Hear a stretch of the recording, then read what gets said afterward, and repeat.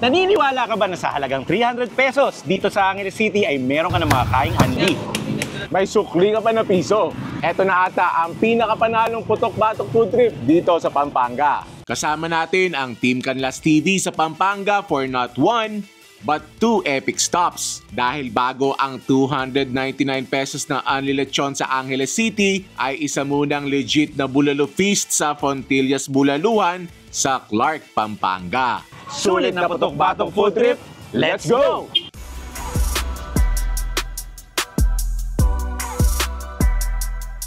Yon, dayo pa ng Pampanga para magbulalo.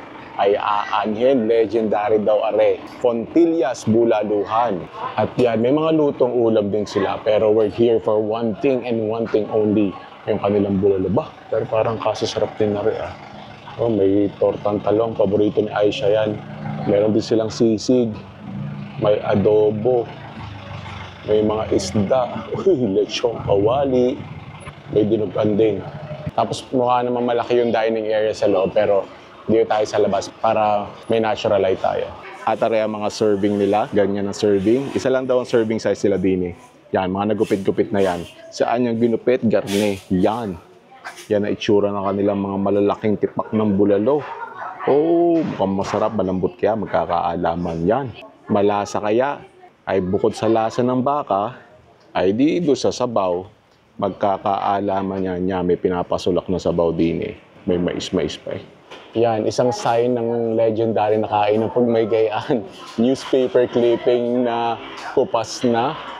Yan, ang istorya ng Fontillas Bulaluhan, ari pala ay 1994 pa nagsimula. Yan, kanina may mga kumakain dito eh, tas nagalisan na. Maya-maya siguro rin, dami pa magdadatingan. Yan, ganyan kadami ang isang serving. Isang piraso sa dyan ng bulalo. Habang ginugupit-gupit, mukhang malambot. Tapos yan, green onion for a pop of fresh flavor. Saka syempre for a bit of color. At yan, nasulak na sa sabaw ko. Nung binuksan nung inalis ang takip, ang amoy yun. Oh! Sarap niyan. Nice. Yung sabaw niya looks clean, pero amoy malasa, amoy masarap. Manganta na mga Cubs! First bite taker tayo dito sa Fontillas Bulaluhan, Cubs. Bakit ba ako dinala dito? Ito to parang nangyari kasi dito, yung isa sa mga memorable na videos ko. Oo, napanood ko yun. Reunion. Oo, medyo naiyak-iyak din ako dun.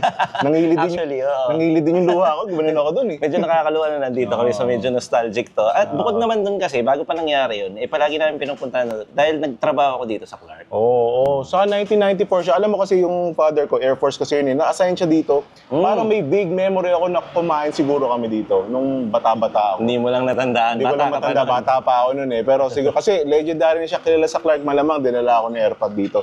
Saka bulalo, kasi ang bulalo sikat sa South eh. Tagaytay, Batangas, meron din pala dito sa Pampanga. Ito nga yung medyo na medyo na conscious ako kasi ang kasama ko, Batanggenyo na talagang alam yung mga bulalo. Oo, pero ang bulalo naman kasi pare-parehas lang naman ang lasa, basta fresh yung baka. Totoo. Ano lang naman yun, yung lasa ng baka, tapos may patis mansi na maanghang.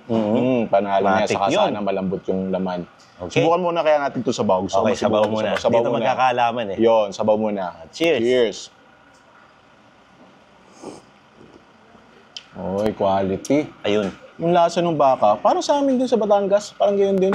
Tsaka sabi nila dito, 4 na oras daw. Okay. Ang pagpapakulo. So, hindi ko alam kung slow cook yun or basta baka yun yung standard. 4 na oras. Tapos ito, malalaki naman yung serving, Tapos Malaki yung din to. ginupit-gupit na. Yan. Tapos yung mukhang malambot naman, hindi yung parang corned beef na napipilas-pilas, ha? Pero mukhang malambot naman.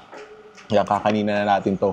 Tapos ngayon na alam ko na yung lasa ng sabaw, lalagyan ko na ng patis to. Konti lang. Alam ko na yung lasa eh. Kasi yung bulalo, kahit ganung lasa na, kailangan hahanapan mo pa rin ng ng condiment pa rin. Ang partner. Ganyan talaga eh. Pinoy tayo eh. First bite. Thank you, Lord.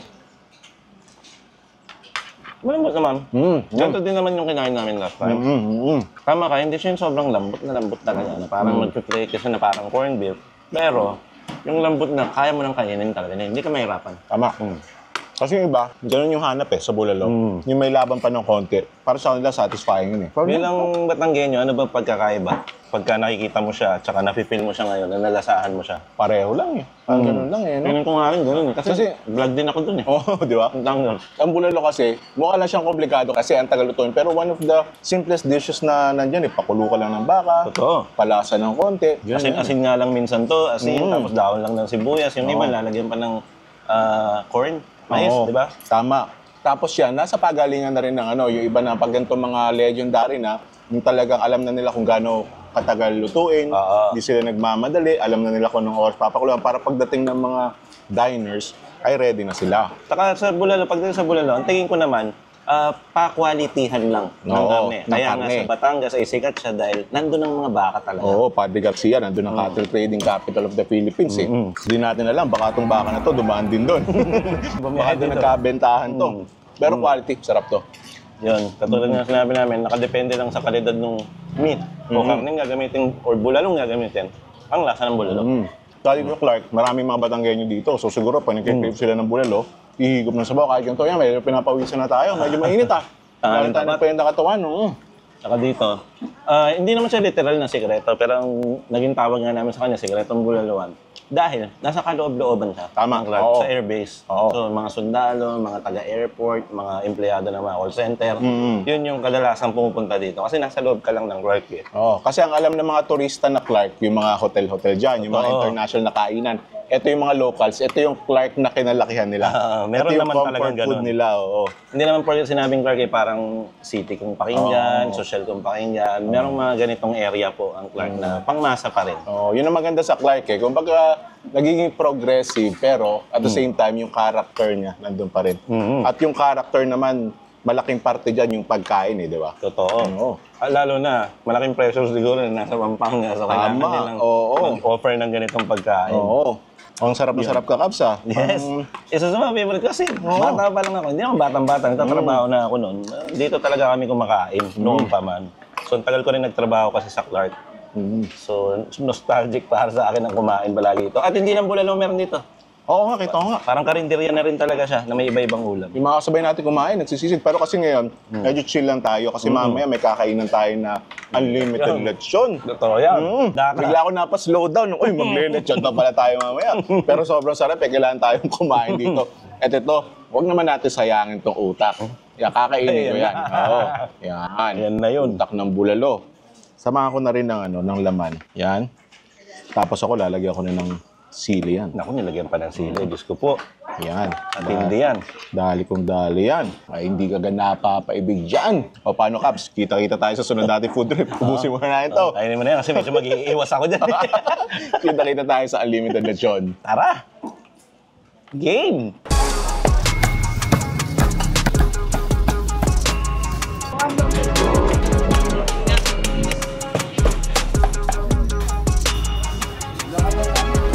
Alam nyo kung bakit bigla nagkagulo? Ay dumating na ang star of the show. Kung wala yan, walang unli lechon. At yan ang naka-unli. Yan, chinachop na. Ay pagkarni nga naman ang unli lechon. Mukhang malutong yan ah. Tingnan niya natin yung laman. Uy, mukhang malaman ng lechonari. Pandan talaga niya.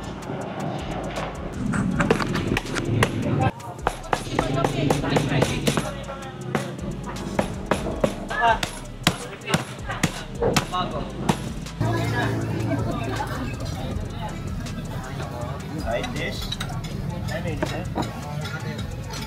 Adobo. Adobong atay. Robis. Paksiw. Toge. Tinabuan. Pinatamis sa saging. Kangkong. Ako po si Christine Alana Delfino po. Kilala po bilang Lance po. Bakit niyo po naisipan na mag-offer ng unli lechon for only 299 pesos? Kasi sir, yung business talaga namin, sir, unlimited. Lechon po talaga siya eh. Kaya po, why not po, i-try po namin na unlimited. Dati pong ano to sir, Tapsiloga, na hindi po talaga siya masyadong nag-click. Kaya trinay po namin yung unlimited na 299. Yung sa amin, sir, yung sa lechon po talaga namin, dahon talaga siya na sibuyas, sir. Saka hindi po masyadong maalat po talaga yung sa amin at fresh dapat yung baboy. Saka yung sarsa talaga, sir, dapat masarap. Basta, sir, yung sa amin, sir, kahit po hindi po kami masyadong nagtutubo, basta po yung mga customer po namin, nasasarapan po sila.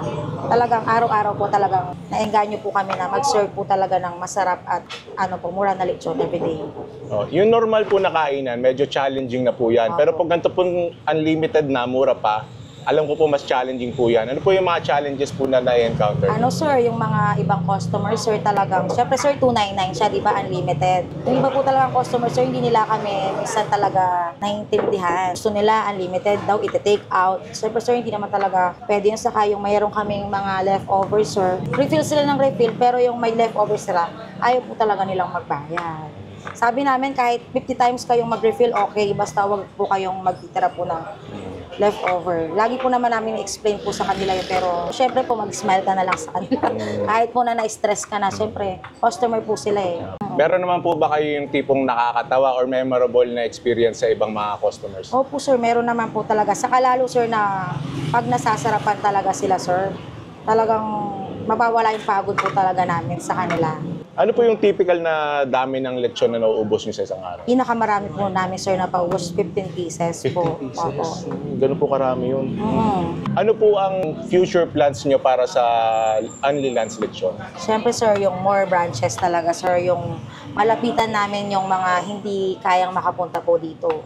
Masasabi niyo po ba na worth it yung ginagawa nyo na to? Worth it naman sir, basta sir yung mga customer namin, nasasarapan sila. Saka basta lumabas po sila na sinabi nilang masarap, yun. Solve na po kami doon. Kabs, may galit ka pa sa akin. Ba't mo ako dinadala sa baga nito? Puro batok-batok mo, no? Pasensya na kayo, no? Dahil, syempre, meron tayong bisitang dayo. Ibinibigay natin yung mga talagang nagustuhan natin ng personal. So, kinumpel ko lang. Pero nung napanood ko talaga sa ito, talagang nag-crave ako napaibig ako Sa 299 pesos, Napakamura. unlimited lechon, tapos may mga side dishes pa. Ito yan. Ano itong mga side dishes na to? Yung mga side dishes na yan, unahin ko na, may dessert agad. Oo, dessert Minatamis agad. sa saging. Minatamis sa Tapos may saging. gulay, toge. Toge. Tapos lechon paksiw. Lechon paksiw, Tapos adobong atay. obong atay, Tapos meron sila nung bopis. bopis. Tapos ito naman parang adobong kangkong, ganun. Oo, may kuha ba yun? Siyempre, meron din ito. Ito, titad, kung tawagin namin, Oo, tinubuan sa titad. Pampanga. At itong lechon. Yun. Siyempre, is lechon. looking good, oo. 299 lang lahat, no? Grabe, no? Ang dami, no? Kasi magkano ba kilo ng lechon ngayon? Tapos Napakamahal ng lechon, di ba? 800 na yata, mura na pag 800 yung kilo eh. Oo. O tapos ready pa, meron Ready ganito. na, oo. Noong Kasi- una hindi ako maniwala, 299. Oo. Tingnan mo ang dami. Kasi may mga dinadayo na rin siya ngayon. Napanood siguro sa inyo. Yung iba daw, dumayo daw talaga. Katulad na lang nung nakita natin dito, yan, nasa kabilang table, mga galing pang Malabon, mga tito natin. Mga tito natin. Nakapitong Tapos refill na daw sila. nagtatanong na kung ano daw yung pinakamalapit na hospital Nakapito na daw sila May Yan. isang oras lang sila Oo. dito. Gaya nga na lagi mo sinasabi sa vlog, hinay-hinay lang. Ayaw naman. Oo. Control lang, hindi naman araw-araw. So kung kahit pa paano, nakokontrol natin ng hindi tayo umabot sa ganun agad. Okay. Ayan, enough talk. Pili na tayo ng ano. Ay, ito. Yan. Siyempre, balat, no? muna Ako. Yan, no? Balat. First bite. Thank you, Lord. Daling agatin, no? Tumutunog. Crunchy, Tapos, yung laman, maganda yung pagkakaluto. Oily, juicy. Try ko muna yung laman ng walang salsa. Wala masyadong lasang tanglad, Wala, pandan ang nilalagay. Pampabango. okay. Walang lasa. Sa pandan kasi wala naman lasa yan, pampabango. At Oo. meron ako napansin na improve mula nung huli akong kumain dito last month. Nadagdagan yung konting-konting hint ng alat yung balat. Dati kasi wala. Okay. So, nadagdagan yung alat, tapos lalagyan natin ng sarsa. Yun yung homemade nilang sarsa. Iba yung homemade, klase, yun, no? Parang pang fishball yung itsura. Manong sauce. Try ko na may kanin. Wala nga tanglad niya. Hindi na nagbago. Pandan pa rin. Yung sarsa, may tamis ng konti. Paano mo na-discover to? Kaka-browse ko lang ng Facebook account ko. Ako, mahilig ako mag-ganon eh. Mga food sa Pampanga. Ano ba, pupunta ako sa inyo. Mga food sa Batangas. Kasi vlogger tayo eh. Oo. Kaya tayo mag-ganon. Kasi isa to sa mga lumitaw. Kaya ang Team Canlas, mahilig sa mga anli-anlihan. Oo. Okay. Oo. Tapos lechon pa. Team Canlas saka mga Cubs Nation. Mga Oo. yun ang hanap talaga nila So sa'yo. yan, Oo. mga buffet, Oo. mga mura, 299. Sila na yung napamura. Nung Ano nabasa nila, bakit 299 lang daw? Nung napanood ko, part din na reason kung ba't gusto ko pumunta dito. Gusto ko ma-confirm, gusto ko makita sa aking mga mata na 299 nga talaga. Actually, kaya ako sinama sa parang itinerary mo to. Oo. Alam ko, nabanggit sa akin niya to. Gusto Oo. daw niya matry.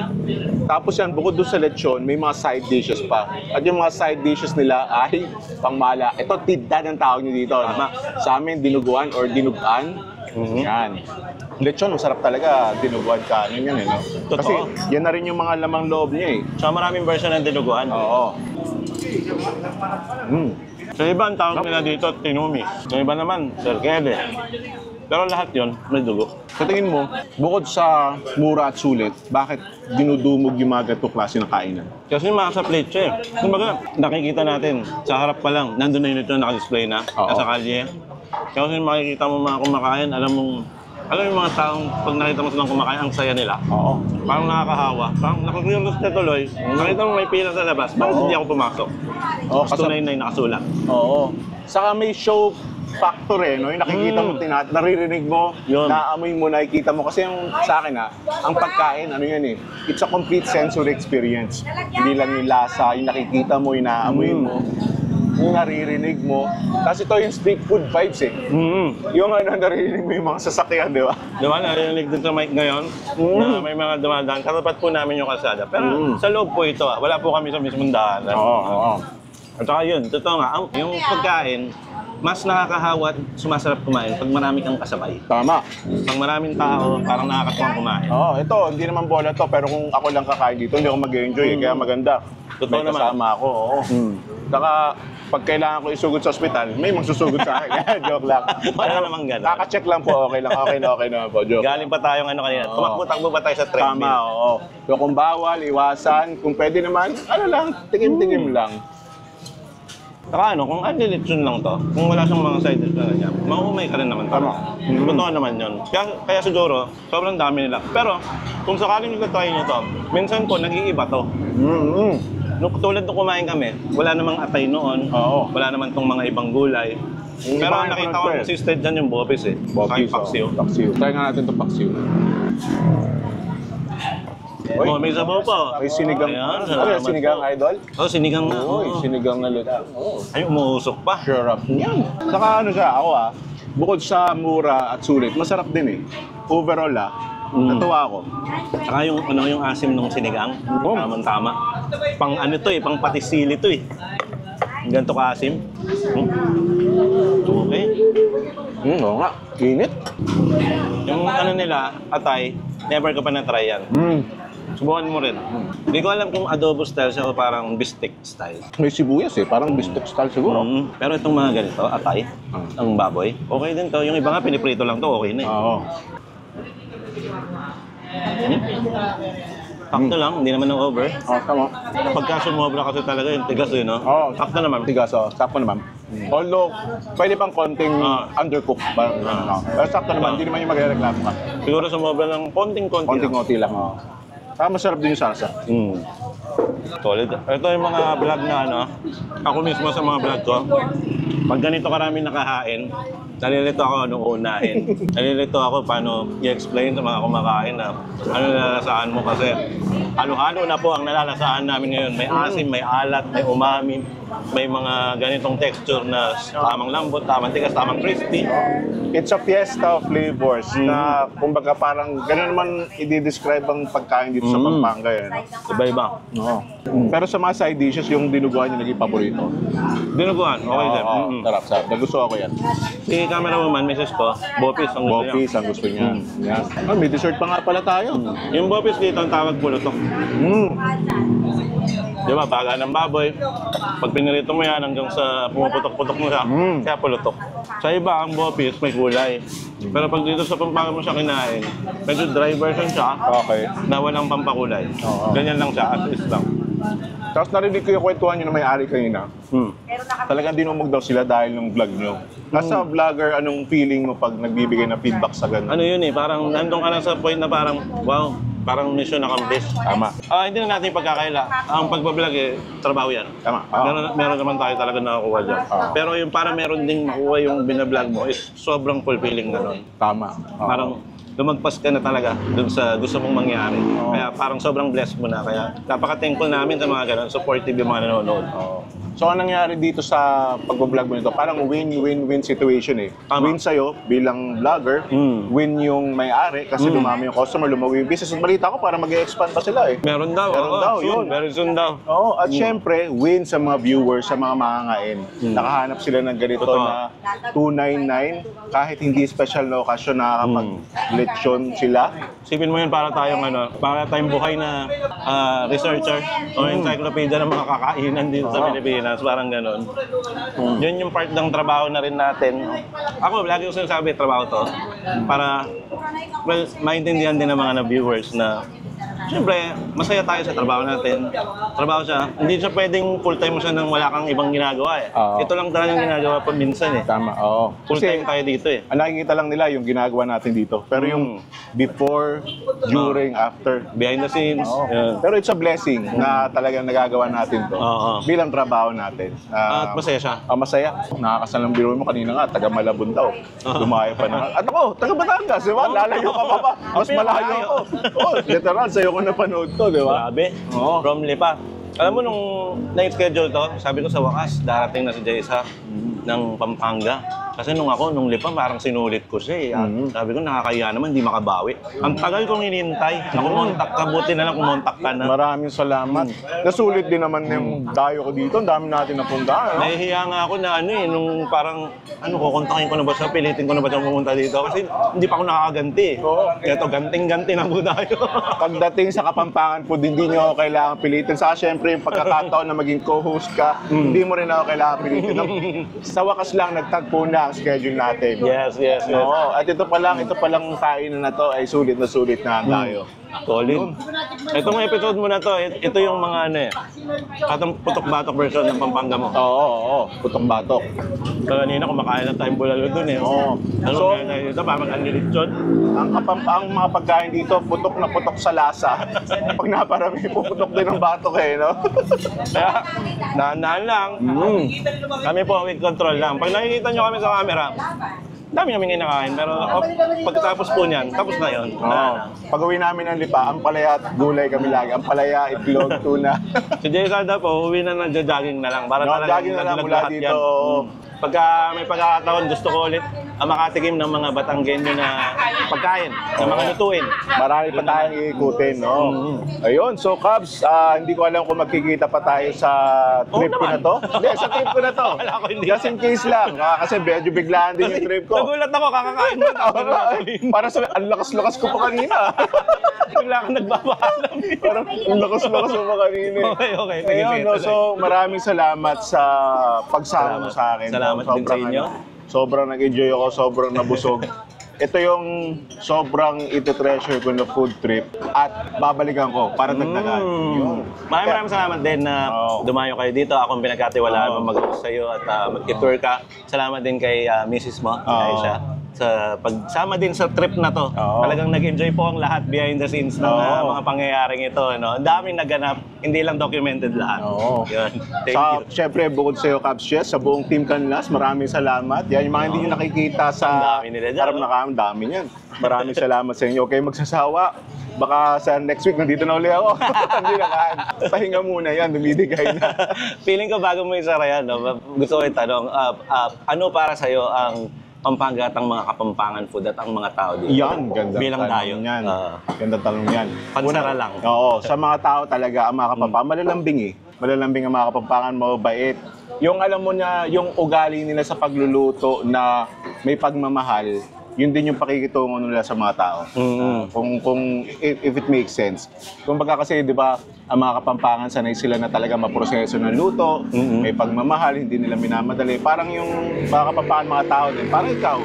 Kung baga, pag nakabuild ka ng relationship sa isang tao, talagang tinitreasure mo rin. At may dagdag ko lang, may ingay sila, medyo mayabang daw.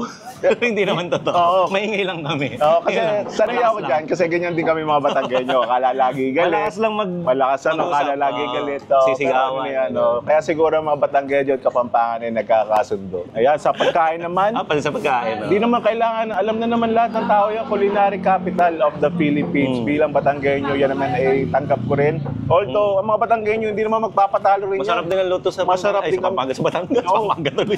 Sa Batangas. Galing ako dun eh. Masasarap din magluto ang kababayan ko. Pero pagkain, wala akong masabi. Pang-apat na trip ko na to dito sa Pampanga at hindi dito matatapos. For sure, hintayin mo na lang, mag-message ako sa'yo, Cubs, available ka ba ganitong araw? Meron ako naisip. Doon tayo sa neutral ground. Yun, yung Magkita tayo sa isang neutral ground. Pwede, yun na. Oo, walang home court advantage. Eh, no? Pwede.